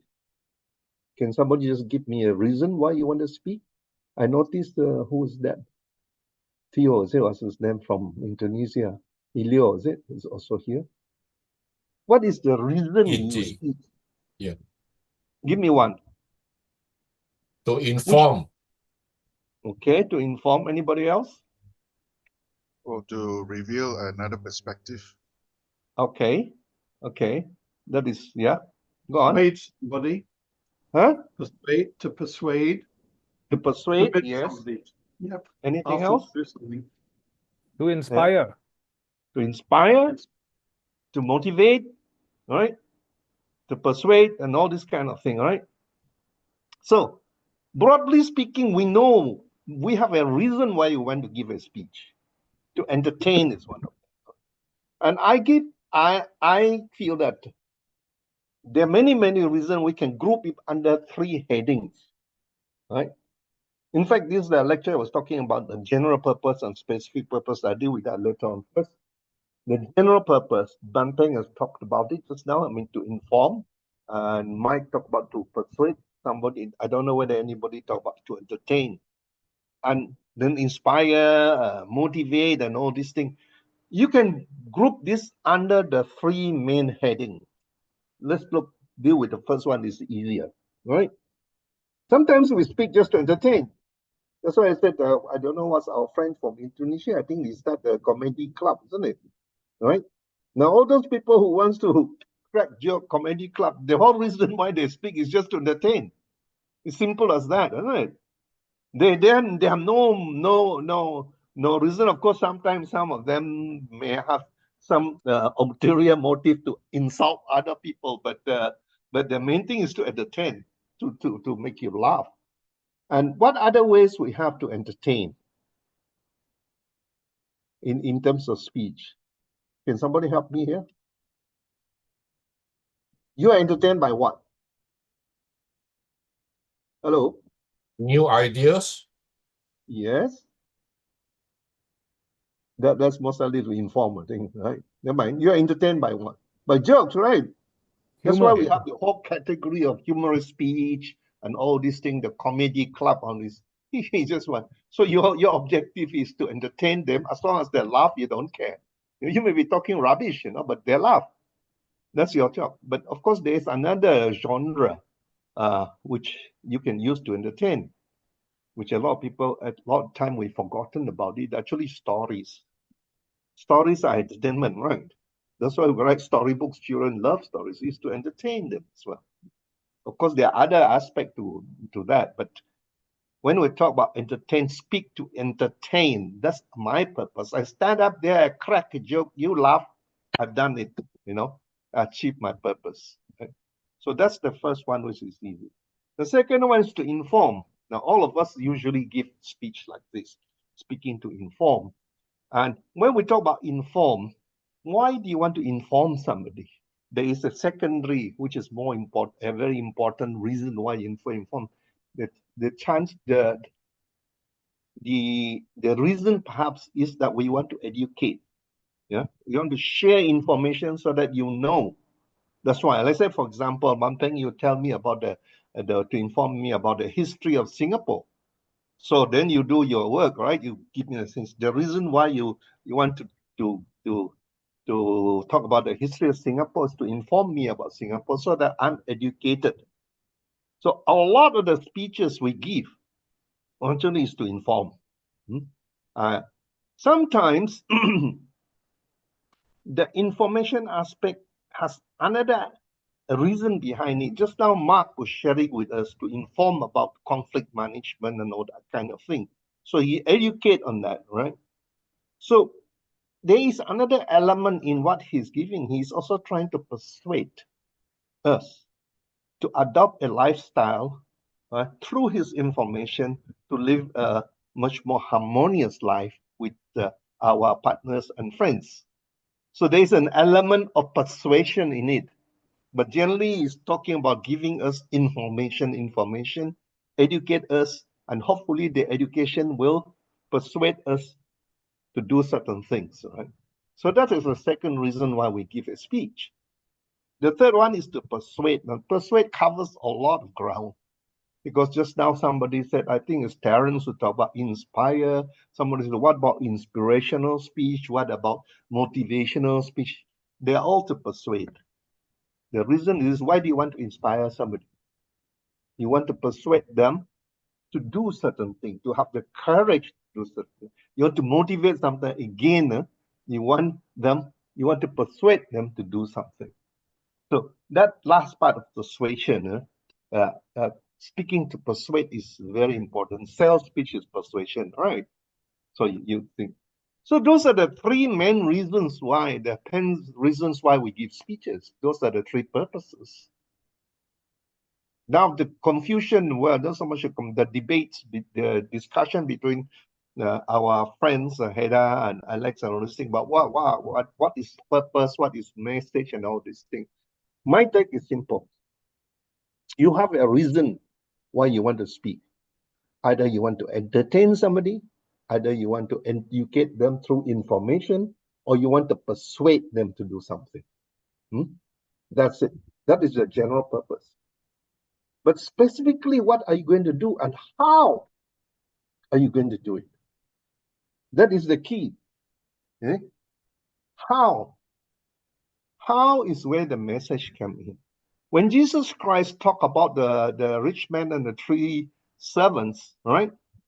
His purpose is to tell us about the importance, right? To inform us and also to persuade us adopt a lifestyle where we make use of the gifts given to us. That was his purpose. But how is he going to do it? He gave you a message. The message is contained in the story. So if you see this is the chicken and egg. Now this is not chicken and egg, it's chicken and egg, right? I don't know which one, but definitely one comes before the other. So the message is the tools which you use to fulfill your purpose. But how is the message delivered? This is what we have been talking about all the time. Talking about stories. As I said that Jesus Christ 22,000 years ago already said that. Okay? That means how you deliver a message by just telling them you must do this, or you tell them a story. And this is why we follow the conversation in all the chat group of communication groups. They always talk about the importance of story.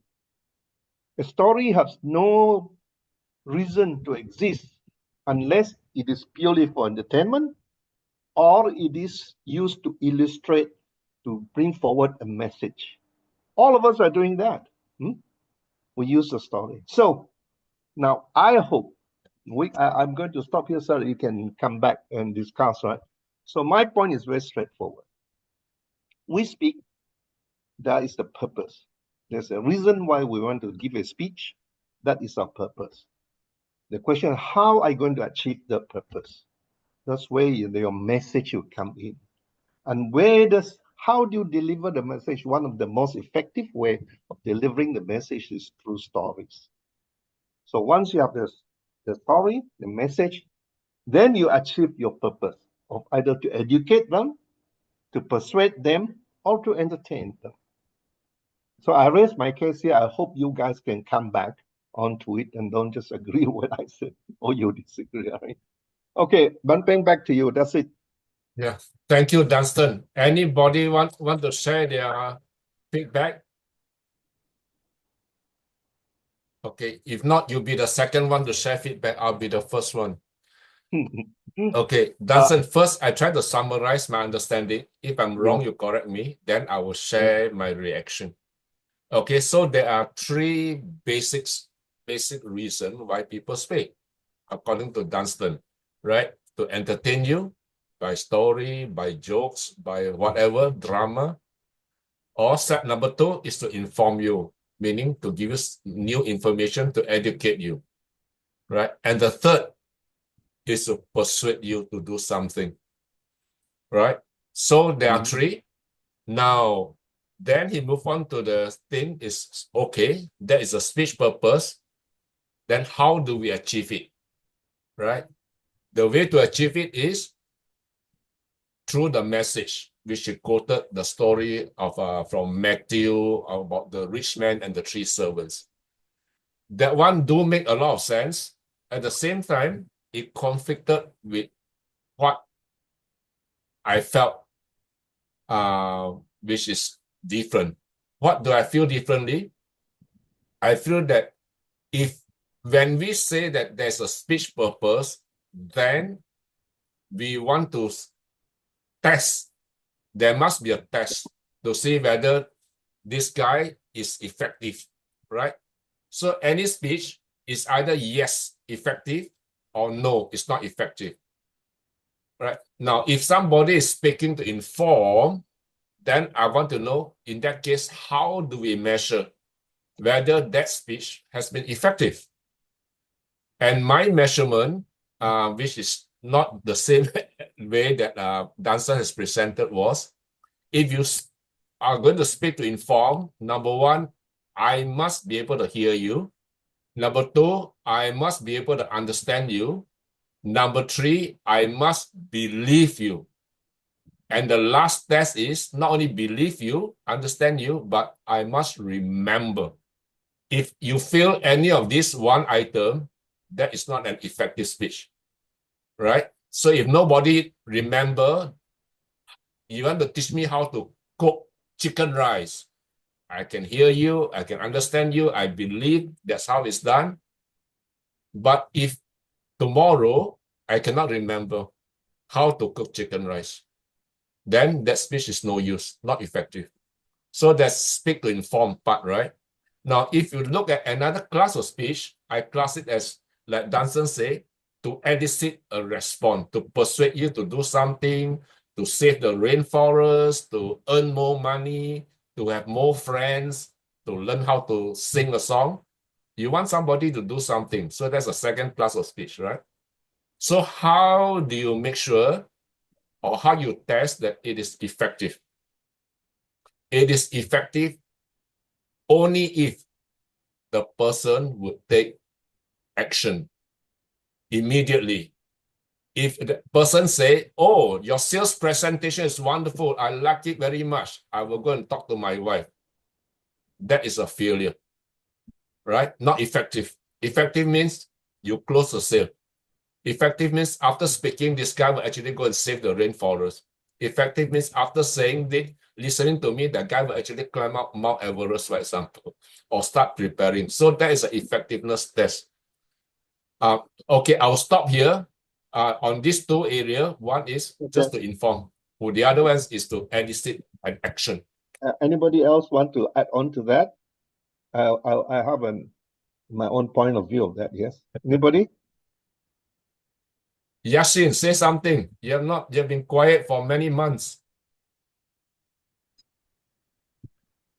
Okay. Hello, Ban Peng. Hello, Dunstan, the team. Happy New Year to you all. Yeah, I won't be for long Yashvin. because I have to leave. Okay.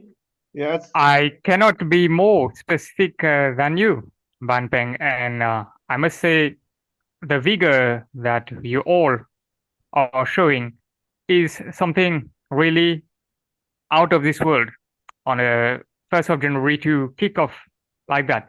So to sum up, Dunstan, you really shared those insights with us, and to add to what Ban Peng just said, yes, to elicit something, to persuade, to inform.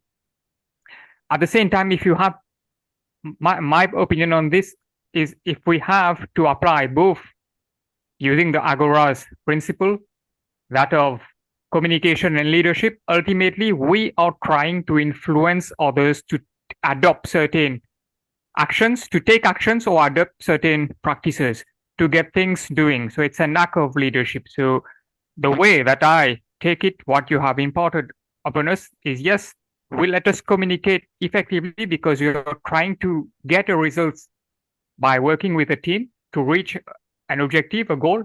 It can be in the short term, in the medium term, and the long term. Whatever be the stage of completion of that particular project or that particular task assigned to those people, that key aspect is effective communication, how we are going to get the message across, how we are going then to manage the morale of the team until we get the desired results at the end. And this is what ultimately makes it successful. That's how I took whatever you imparted. Thank you for this message on the 1st of January. Say that, yes.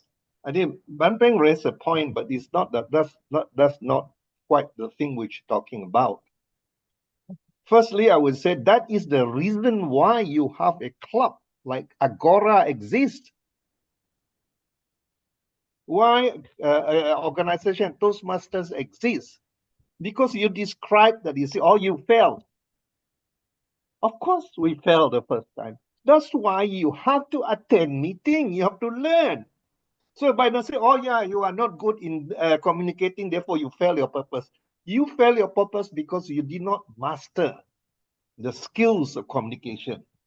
So you're missing the point there. So we go back. So if we want to learn the skills of there are many. That's why we're supposed to have meeting all the time. We learn. Now, 2,300 years ago, Aristotle already talked about this. You want to make your speech effective to achieve your purpose, to persuade them, to entertain them, or to educate them. Ethos, pathos, and logos. He said that he wrote a thesis on it. And we are trying to practice that. We're trying to learn. Of course, the first time when we speak, in the beginning, we are not very good, so we miss things out. Our story is a bit disjointed. Therefore, our audience did not get what we're trying to say. But we are learning it. This is why I'm saying you have 8,000 coins for this year. You use the time to master the skills. This is the whole purpose of my speech today, actually, is that we are given this time. What are we going to do with it? One of the things is learn how to speak, learn how to communicate. Just now, some of us will say, oh, your speech could have been better. You've got a vocal variety, body language. Vocal variety, body language, eye contact doesn't come just like that. Some people have that. No, it comes from practice. So when we have Agora meeting like this, I love to see everybody have a chance to speak, because it's only by doing that you learn, not by just listening, you know. So I'm actually preaching to the value of an organization like Agora. But the general thesis that the reason why you speak, does mean the purpose you speak is just three. Either you want to entertain us. Now, if you did not learn the art of storytelling, or if you did not learn the art of telling jokes, you fail. But that's still your purpose. You want to entertain them, but so how? You go and attend, I think the club by, what's his name? He started a club called Comex, isn't it? Something like this, which is on all the humorous group there. So by joining the club, you practice. Then you tell your joke, then people laugh. Oh, your purpose is to entertain them. You learn how to tell stories. Many of us have not really told stories, but we should try. Yeah? And then other part. So that's why I said this particular session is quite opportune for this time of the year, because now we have the whole year in front of us. You know? With so much time, we should use it at least in one aspect, how to communicate effectively. And I agree with Ban Peng saying that they always say that your speech is only good. It's not how much you speak, but how much does the audience take from your speech. You don't measure a speech, oh, this fellow is very good, very eloquent.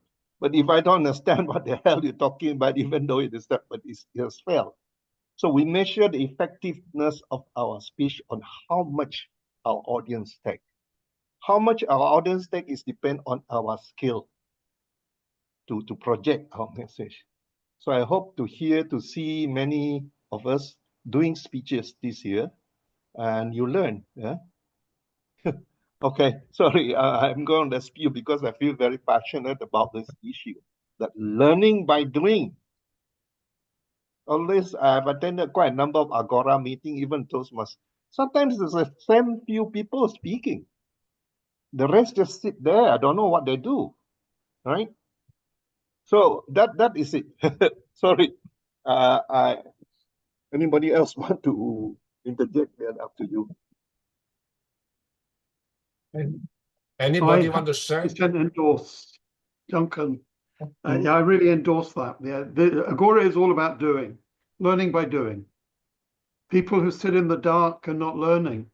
They're listening. Okay, they might learn something, but you really learn by doing it yourself. So participation is really, really important. So that's, again, as you said at the beginning, yeah, the whole purpose of having a club like Agora is to give us a venue, a stage on which we can speak and get feedback, and on which we can learn from other people. So yeah, it's a really good proposition. Thank you for coming, Yashvin. He's He just had to gone. leave. Yeah, he dropped a message to say he has to leave. Yeah, Yashvin works at the airport in Mauritius. So he pops in when he can during lunch or break time. Mm. Okay. Can you see my screen on my screen? You see that? Yeah, you are still share screen. You want to remove that? Yeah, but that actually is more involved. That is when we are running the actual workshop on this particular topic, no. But we don't have time for that. I'll just leave it out. Okay. And as a guideline, that is just a guideline. Yeah. Ah, Okay. Anybody else who have anything interesting that you want to share? Somebody got Sri Corona. Hey, Shri and Sylvia should introduce themselves. Yes, Please, ladies, come forward. Sylvia, where are you? she's muted. Sri? Okay, I tell you what. I want to tell a story. Would you like to listen to a story? Yeah. Sure. Okay, the story revolves around what Dunstan just said earlier, the chicken and the egg. Which come first? You remember? Yeah. Okay, now how many believe the chicken come first? Nobody. I don't How, know. I how really don't know. you really don't know? I'll tell you that is a correct answer, and the correct answer can be proven. Yeah. In this room, how many of you are Christians? Raise your hand. Okay, at least 2 Christians in the room. Now, Christians believe in the Bible, correct? And if you believe in the Bible, you must know that in the Bible, God created the animals. God did not create the eggs. Did God create the eggs? No, right? Therefore, the chicken came before the egg, correct? Now, that's only applied to Christians. What about if a person is not a Christian? Right? If you believe in Darwin's theory of evolution, then you ask yourself, did the chicken or the egg come first? Long ago, there was no chicken, right? You know, from single cell to double cell to many cell to reptiles and then to birds. Correct? Right. From birds evolved, eventually there is a chicken. Correct? Correct. Okay, now you think of that bird immediately before there was chicken is a pre-chicken bird. One day, the pre-chicken bird lay an egg. And when the egg hatched, it's a chicken. Correct? That's how evolution works, right? So if you follow this Darwin's theory, then you will know that the chicken came first. Right? The chicken came, then the chicken lay egg. Then there's a chicken's egg, right? Do you agree on this logic? Yeah. Okay, now let's look at it. You are still wrong, Mike. Why? Even if you believe Darwin, you can still argue and correctly argue that the egg came first. Why? There were many animals that existed before the chicken. And many, many animals, including fish and frog and all kinds of amphibians, they laid eggs. Even before there were chickens. So if you argue that line, the egg came first before there were even chicken. Do you agree with me, Mike? Half and half. Half and half. Okay. Something had to lay the egg. Okay. Sorry? Something had to lay the egg. The egg. Yeah, a frog may lay the egg, a fish may lay the egg. But that was before chicken existed, right? So the egg came first. Now, what about if a person who don't believe in Darwinism and don't believe in the Bible? Which comes first, chicken or the egg? Now, if you take out your dictionary, you open your dictionary, what do you see? The chicken comes first or the egg comes first?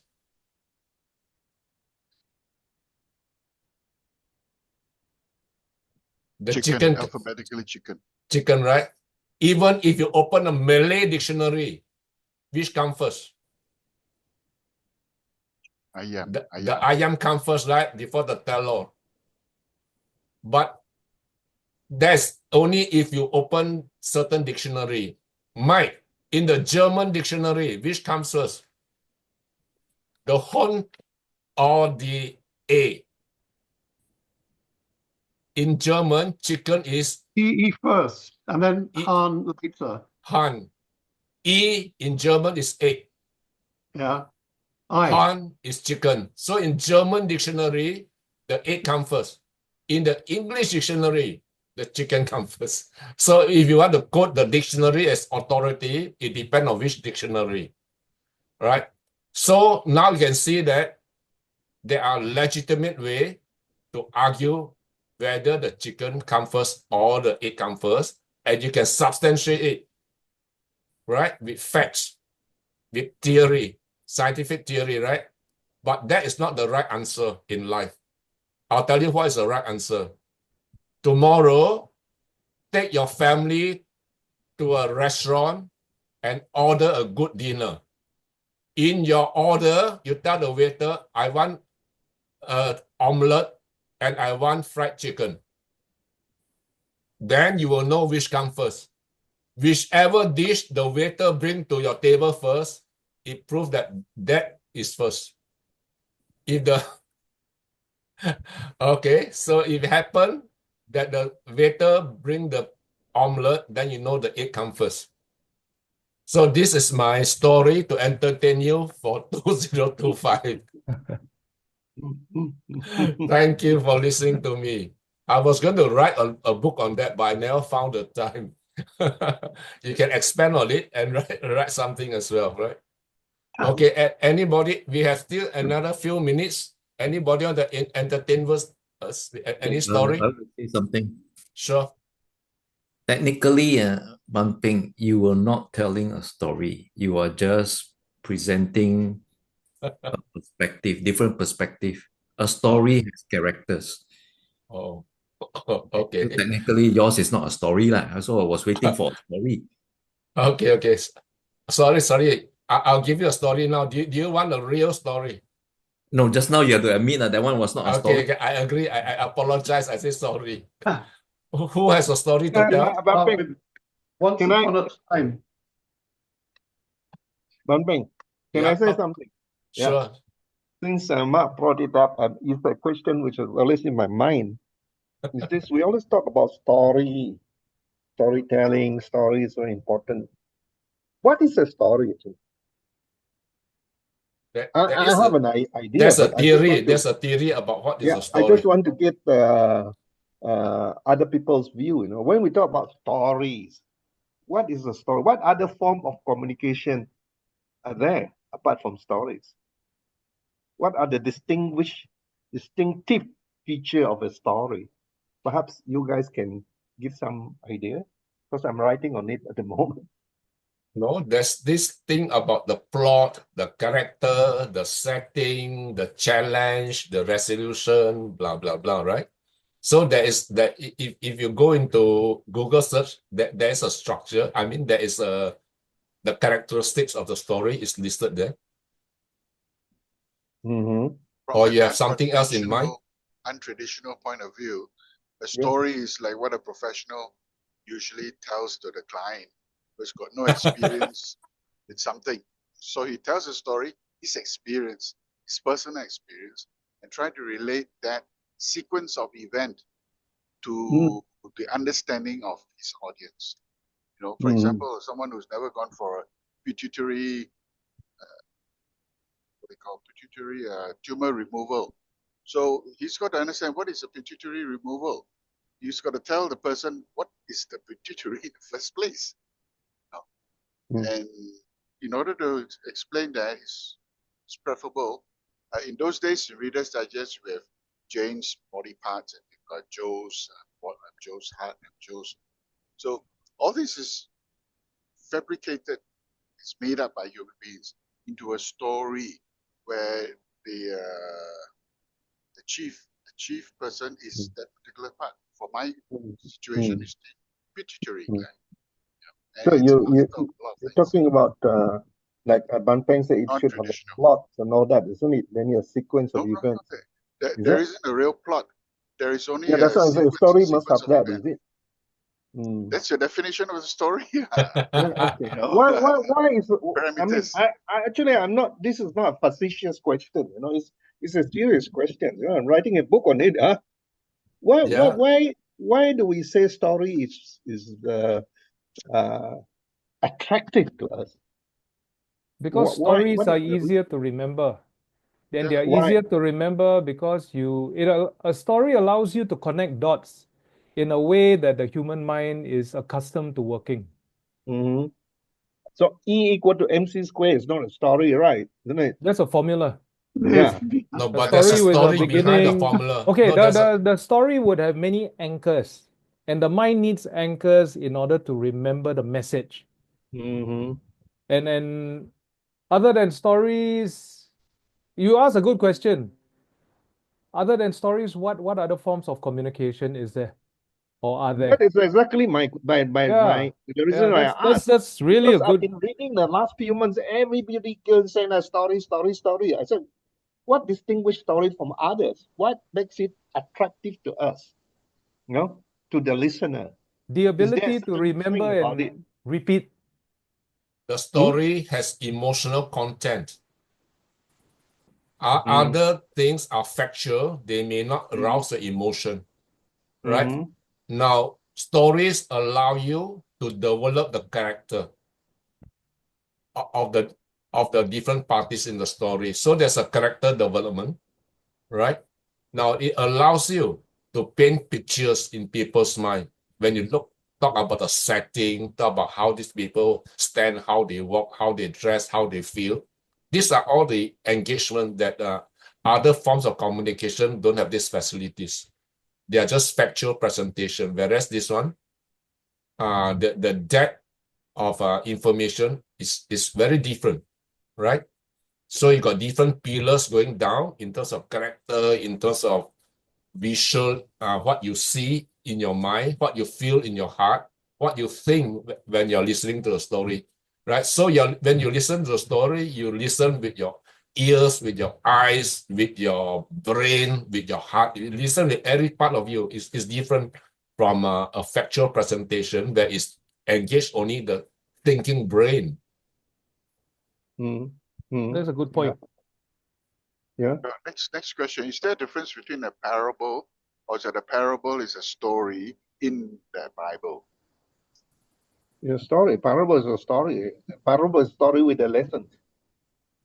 I mean, it's just a term we invented for it. Just like Linguistically, Aesop fable. What? Yeah. Is a fable a parable? Is a fable a story? Yeah. No. Actually, yeah, the story must have at least Okay. 6 elements. There must be a plot, there must be characters, there must be a setting, there must be a theme, okay? There must be A message. a message, and then the tone there, and then last but not least, a story must resonate with us. Why? Okay? Why does it resonate with you? Because it brings a theory to life. Okay, just now what Ban Peng is saying is actually presenting a theory. Okay, a theory of chicken or egg. It's not telling a story. Okay, so a story must have characters. You see? Must have what? Characters. Yeah, you see, if you present a theory, people can argue against.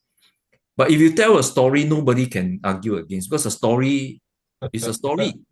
Nobody say, hey, wrong. I want to change the character. I want to change the tone, the plot, because the storyteller determines his intention, and then the listener is allowed to draw their own conclusion. So that's why when Jesus used parables, stories can be true or untrue. Stories can be your personal story in the past history or a parable to drive home a message. Nobody dare to attack Jesus when he tells stories. But when he claimed that he's the Messiah, people start to throw stones. But when he tells stories, Okay, there is a hidden message for them to think. They are able to relate. They are able to resonate. So you kind of pick up some of the points which Ban Peng brought up now, and the story somehow kind of affect your senses, isn't it? Yeah. It's like that. Yeah. Okay, I'll Yeah. tell you a fake story that earns this guy tens of millions of dollars, maybe more than $100 million. Okay, do you know this guy called Robert Kiyosaki? Yeah. Yeah, he wrote Rich Dad, Poor Dad. Or that, yeah. That book sold more than 40 million copies. Yeah, he made more than $100 million from there. Yeah. Did he really have a rich dad and a poor dad? No. That was just imaginary. Only But after that, he got the money. sorry? After he got the money, I think he had a lot of dads. Okay. No, what's the point? What is your point, Ban Peng? What's your point? The point is the story need not be true or accurate. You can say anything you want in the story. As long as people buy it, it is a successful story. Yeah, but we're not talking about a successful story or what. I mean, it can be total bullshit. It still be a story, isn't it? Yeah. So No, what is because that Marx said cannot be characteristic form challenged. of communication that somehow that affect is attractive to us? You see what I mean? Kiyosaki may be telling a lie or whatever, but he's told it in the story form. So that's the question I'm asking. Why is it that when you tell it in a story form, it resonates with people? It can be That is- remembered, number one, and it can be passed down, number two. So there's continuity. No. Dunstan, I'll tell you this. Why? You ask the question why, right? I'll tell you the reason why. Just as the book, a person writes a book, the value of the book, you think is come from the author who wrote it, right? But the real value in the book is actually the reader. Reader gives life to the book, gives meaning to the book, right? If you got a stupid guy reading the book has no meaning. So it's the same for your audience listening to your story. They are the ones who really give meaning and give life to the story. That I is don't my know what you're talking thesis. about. It's a total red herring. We're not talking about whether it's lie or truth. What I'm saying is that why is this form of communication attractive to people? Because we are hinting on some of them, it affects your senses, it resonates you. So I'm trying to find out what is it so that we become much more. I mean, I'm not debating whether the story is bad or good or thing. No, that's it. But once you tell it in a story form, people will believe it even if it's a lie. Is it? They don't know. I'm trying to find out. Yeah. No. Dunstan, you I think you didn't get the point I'm trying to make. I'm trying to tell you there's this thing called confirmation bias, right? Okay, Yeah, confirmation bias means Yeah. if we believe in something, it's aligned to our value. When you tell the story, it makes a lot of sense to us. That's why we buy into your story, right? But Why many does it times, make sense? Why does because it make sense? because I already believe in it, right? So you are just rehashing my mind in a different way and giving it back to me, right? Whereas if I don't believe in something, you tell me the story, it wouldn't resonate. So the story depends on your audience. It does not depend solely on the storyteller or the plot or the character. Okay, I have this perspective about story. Mark, yeah. You see, we have a left and right brain. Okay. Yeah. The left brain is a logical, factual, organized aspect of the brain. And then we have the right brain, where it is feeling oriented. Visual. So when when a person accepts a message, if I want to buy something, I make decision based on logic or based on feelings. So I would propose when you tell a story, you are opening the emotional, creative right brain. Yes. That's where when people listen to stories, they are opening their hearts. Whereas if you propose a theory, you are actually focusing on the mind. Okay. And sometimes the mind requires a lot of concentration to focus, and it's very facts. The mind gets tired, and sometimes when you talk too long on factual things, and they will look at their watch or get distracted. But when you tell a story, people can forget about the time. It depends on the teller. If the teller is very engaging, Why do they forget about the time you're saying when you tell a story? You see, you because still the haven't. heart, You said listen something with just the now which I heart. like that, you know.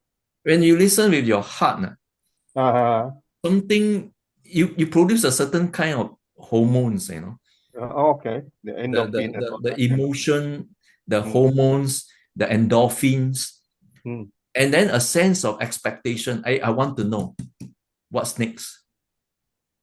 You see, so it's very different when you read a thesis. A thesis, or you want to read a storybook.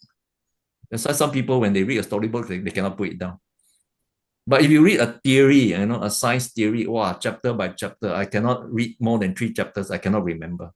Whereas a story, there's a plot. It keeps you engaged, you want to know what's next. Okay, what's next? So it touched onto something that we cannot logically explain. Now you can explain already. Mark, I must thank you because now you provided the link. What you're saying, basically, I summarize, is stories are addictive. Why addictive? Because we are used to the adrenaline rush of the story or the dopamine feeling good kind of thing, right? So it's all these hormones that's making us addicted to the story. Does it make sense? Why does it do that? I won't use the word addicted. That is a negative term. Yeah. I know. We are, you see, we are the word is engaging. We're circling around the always issue, able Why? to reach people. It trigger the release of dopamine. Correct. It triggers the release of what do you call that? Serotonin or the. Why does it trigger? Because it engages the mind in a different way from the thinking brain. It engages a different part of your brain, right? Because certain part of the brain, like your what you call that, the flight and fight response is triggered by something, right? So a story can trigger that as well. It can make you make your hair stand and make you excited and make you sweat even, right? So it triggers certain reaction on your body.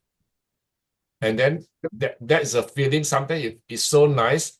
People can watch what you call that, Netflix, don't know what, Korean drama series day and night because the hormones keep on coming, flooding their system. They cannot stop. Why does it do that? That's the question. Why does it do that? Why or how? What is the key element? Is it? Sorry, I must let you guys on what I'm doing. All right. Actually, Okay. I run a workshop on fiction writing. All right. The key elements in all the things you mentioned is already there. All right. Viewpoint, which you people didn't talk about. Element of plots, of conflict, of resolution, of all those other things. Like 7 or 8 key elements. We run that. I run that for writers, because. So I'm just want to dig deeper. Why does a story resonate? Is the term actually is that? You see, like Mark also mentioned, it touches you. You see, why does it do that? Why E = mc² doesn't do that? You see? this is wondering what is it that thing. Thim is kind of smiling away. I don't know what Yeah, he's. I think you have to look into the audience brain use. Someone mentioned about left brain, right brain. Hey, Yeah. Okay. equals MC Yeah. squared strikes me. Yes. Yeah, Because I'm more towards the yeah. logic side. So I'm Mm. interested to know what the big picture, the formula, what it represents. So I'm mathematically inclined. Well, not many people are. So that's why your audience, depending on whether on average left brain people or right brain people or both, you can tailor your story along those lines. Just as I mentioned about Joe's body parts or Jane's body, to some people who's not a biologist, who's not interested in body parts, it will just go across the Mm. mind. But if somebody who's interested, well, I mean, Freudianly speaking, he's interested in the Freudian aspect of the body part, he'll be greatly interested. He will delve into deeper study of the story of the body part, how it affects the rest of the other body, and so forth. Mm. I think it's got to do with the two lobes that we have up there, the left and the right, and how it integrates into our whole thinking process.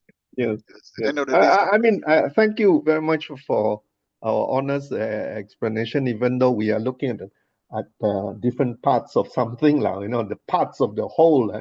yeah, I'm looking at giving the you whole. the Yeah. reasoning from a I like biological what Ban point of Peng view. brought forward, which linked to what Mark was talking about also. It's a question of confirmation bias. What is the meaning of confirmation bias? Maybe that's the key, is it? Personal preference. Huh? A right brain person will go for Yeah, logic. well, what is Left brain confirmation person is bias? Confirmation bias is a theory for researchers who conduct surveys, right? Mm. So basically, what it means is you see things you like to see. Those Mhm. evidence before your Yeah, eyes that is okay. contrary, you Now will not you're see it. hitting the nail on the head, isn't it? Okay, When you tell tell me. a story, all right, you see things which you have already in your mind. You put it in the way like, oh, I said that's what I've been thinking about. So that link, which I think Mark was talking about just now, see, you see, I mean, I know it sounds very, never mind. It's useful because we are doing a very deep study on this thing. I'm in my workshop here. I have a writers club. They're all very established writers, so we talk about it. What next people want to listen to your story. Things like that. So you throw in different things which I find very useful. Thank you for your contribution. No, it's not only confirmation bias because people want to see how the conflict is resolved, Yeah. right? You cannot leave things hanging in the air. So you got to go next episode. They will tell story and then you have to know, oh, what's going to happen next, right? Okay. How did the story end? So it's always like that. Back to That's the how audio those. text. Anyway, thank you And for on that your storyline thing. thing. You Still, notice that it's like a jigsaw puzzle. You got all the different pieces, all right, and you're putting here saying, oh, it's this. Actually, we have to have the whole thing before you see the picture. And I'm glad that you throw in your 2 pence worth each, and then we can put it together. Okay, Thank you for your time. when you got right? a unified theory, you must tell us. well, if you Okay, also notice about the Star Wars Come episode. back on February the 8th for the answer. That's what we do, that we study some of the major works and see what makes this particular work so captivating. I wouldn't say the word addictive, captivating. See what? So we're looking at the elements inside, and so all the things you guys have said is already in there. It's just that we're trying to put it together. And the reason is I go through this exercise for a practical reason, because the people in my club, we are writers, right? They all want to write the best seller. So we're thinking, now we want to write the best seller. We must know what is the element in your story which captivate them, which make them addicted. So, so I listen to you guys, I begin to see certain things there. Thank you very much. Right. Okay. All right. Thank Thank you. you so Wait, much. Sylvia, you have been I look forward to quiet the part whole night. 2. Say something, Sylvia. Is he still there? Sylvia, Sylvia, yeah. Sylvia. Sylvia, come in. Okay, I think she may also have a sore throat from singing the whole night at the countdown. So we forgive her this time. Next month, Sylvia, first Wednesday of the month, join us again. For the rest of you, thank you very much. Appreciate your Alright. sharing. I will be Thank posting you. this on YouTube. I'll let you know the link tomorrow. Tim, Okay. I want to ask you a question.